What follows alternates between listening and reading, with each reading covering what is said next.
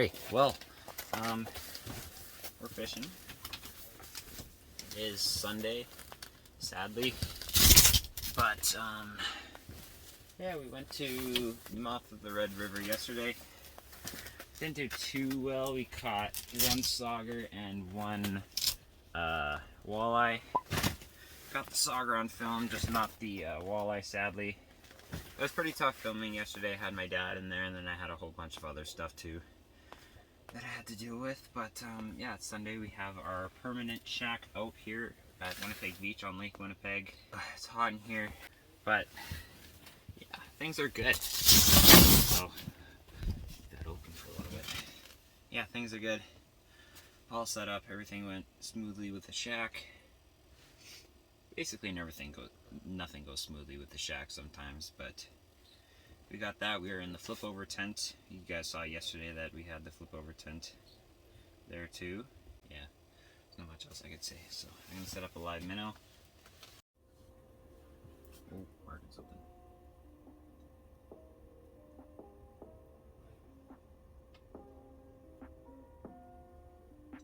He's bigger too.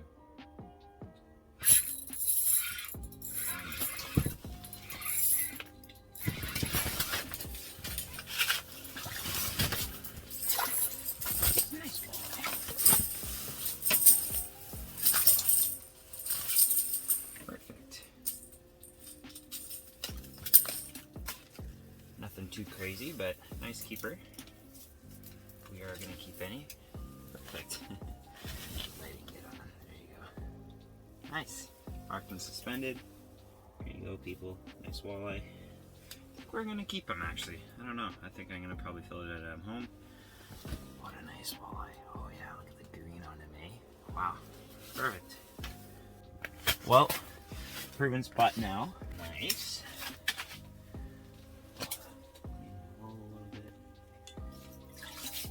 Nice, probably 16, 15-inch walleye. Beautiful green on him, though. You guys saw that, showed you there. Beautiful green, marked him kind of suspended too. Show you guys what I was using. Using a 60mm golden shiner live target rattle bait. I've kind of downsized. I was using a 70 yesterday of this size and just a 70 in general. But yeah, more finesse, and it's more smaller, so I mean, like, it's easy for fish to manage if they are finicky. And for the most of the time anyways too, the walleyes I encounter anyways are pretty finicky, so I do like using a bait like this, so, which is real nice. Hopefully the GoPro got all that.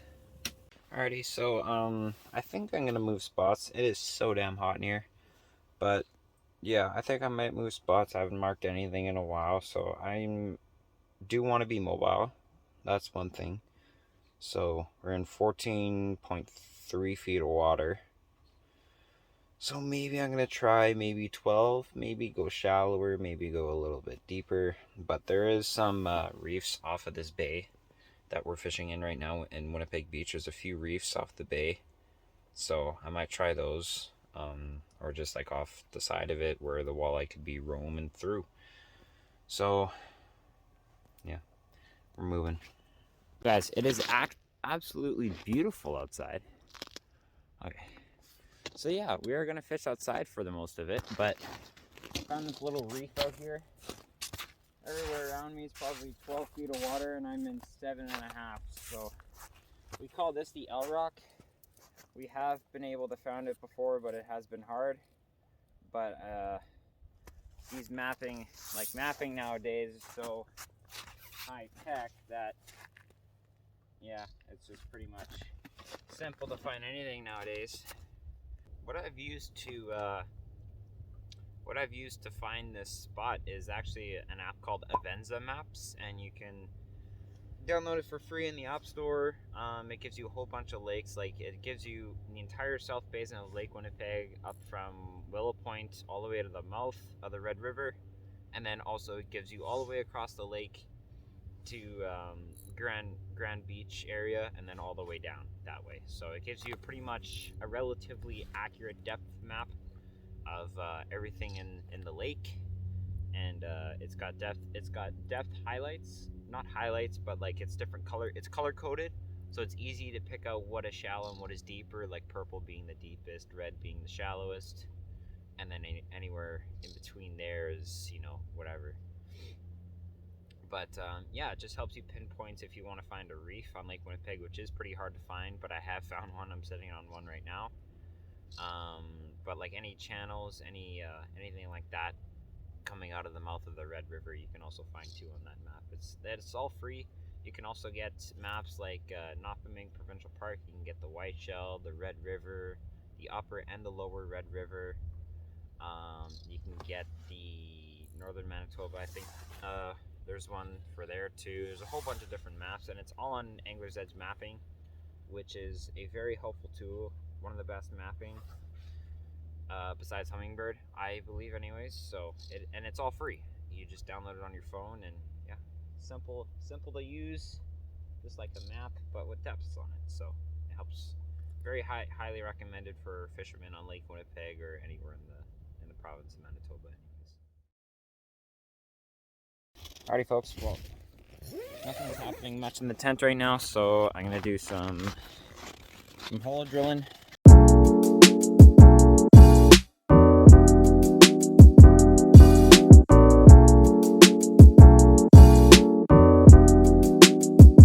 Alrighty, so different plans here.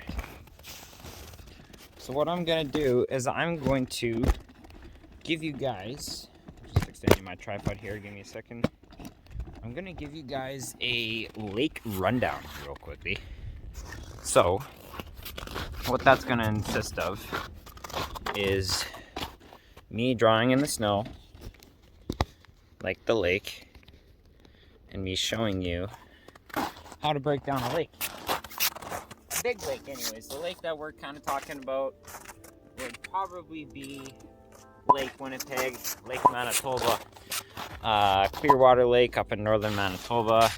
There's a whole bunch of countless options, countless ideas and examples. So I have a dead stick over there, just in case something does happen. Over there.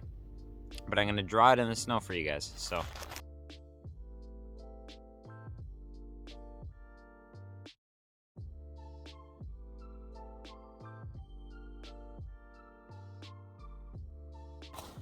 there we go. So, as you guys, drawn a lake. So yes, I know it's a big pond. I know that's probably not the best. Right now, it's kind of gonna be my drawing stick. So we'll see how that one goes. So, lake breakdowns. Lake breakdowns are relatively simple. One key thing that you're gonna need is mapping, maybe geographical maps. Common sense is a really good one too. Experience fishing the species you wanna fish. Countless examples of that, of how many fish species in Manitoba. So, right over here, if you guys can see me, is I'm gonna make an inlet. So an inlet that can be countless examples. It can be a creek, it can be anything. It could be a creek, it could be a bay with warm water flowing out of it. It could be anything. It could be another lake. So, right here, I'll come show you guys this after kind of done here.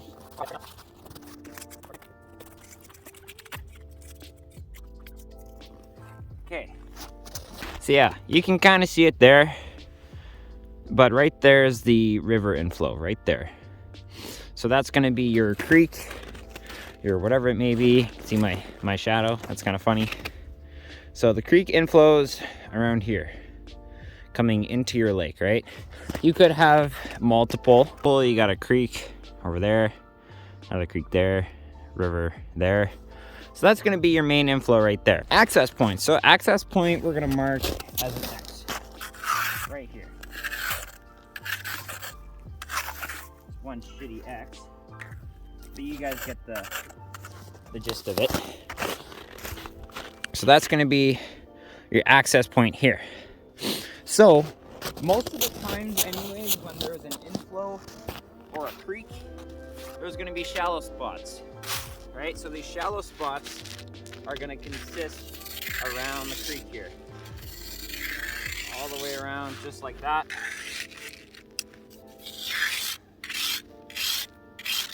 I'm just drawing this out so you guys can kind of get a picture in your head. But there's going to be shallow spots around that creek because these shallow spots consist of, or these creeks, sorry, consist of running water. The running water is going to come into the lake. It's going to pile up sand. You can picture that. Waves kind of underwater. You can picture sand rolling up onto it and creating a shallow spot. So, in the gist of that, outside of that shallow spot is going to be a little bit deeper spots. And if you can kind of picture that as contour lines, right up here. There's contour line, contour line, contour. Yeah, you can kind of see them. So these lines right here, contour lines. That big thick one right there, that one's going to be your shallow spot. So every layer in there, shallow on the outside, is going to be spots to fish. Spots to fish, considering every lake is different. In that case, every lake is different. So your starting depth in the morning could be, 4 feet of water to like 12 feet of water. And then during the day, we're gonna wanna move out, kind of out here towards that 14, 15 feet below the ice, considering you have 2 feet of ice, which is, around 16, 17 feet deep. You're gonna wanna start lower, or shallower, I mean, and then you're gonna wanna work your way out through the day. So it depends whether you have a nice day, you have a crappy day, you don't probably wanna move anywhere. You're gonna wanna put yourself right in the alleyway. So those fish are gonna be moving from shallow to deep. You're gonna wanna intersect them right in the middle, right there.